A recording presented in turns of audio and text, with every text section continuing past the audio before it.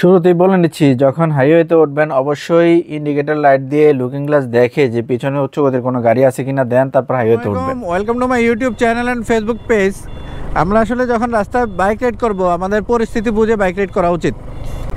এটা হাইওয়ের পরিস্থিতি, গ্রামের রাস্তা হলে গ্রামের রাস্তার পরিস্থিতি, জ্যামের রাস্তা হলে জ্যামের রাস্তার পরিস্থিতি অনুযায়ী আমরা বাইক রাইড করব। পরিস্থিতি অনুযায়ী বাইক রাইড করলে আপনি বাইকটা নিয়ন্ত্রণ করতে পারবেন, দুর্ঘটনার শিকার হবেন না। বাট পরিস্থিতি না বুঝে যারা বাইক রাইড করে, কিছু নতুন রাইডার আছে কিংবা ছাপড়ি রাইডার আছে, তারা কি করে রাস্তার পরিস্থিতি যাই হোক তারা উচ্চ গতিতে বাইক চালায়।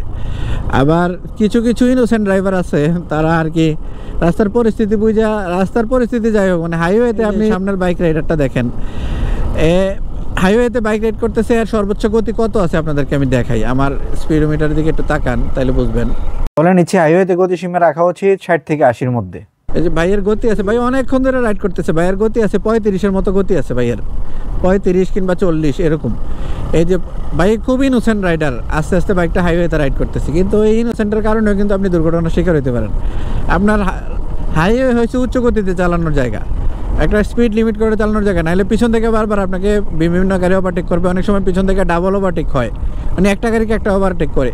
তখন যদি আপনি ওই ডাবল ওভারটেকের জায়গায় স্পটে যদি আপনি পড়ে যান, ট্রিপল ওভারটেক মানে আপনাকে রাইখা যদি কোনো একটা বাস ওভারটেক করে, বাসের বাতাসের কারণে আপনি সাইডে উড়ে যেতে পারেন, অথবা এমন হইতে পারে যে ওই বাসের কোনো একটা সাইড কোনা আপনার হোন্ডার পিছনে লাইগা গেছে, এরকম দুর্ঘটনার কিন্তু শিকার হতে পারে। এই জন্য পরিস্থিতি বুঝে আপনাকে রাইড করতে হবে।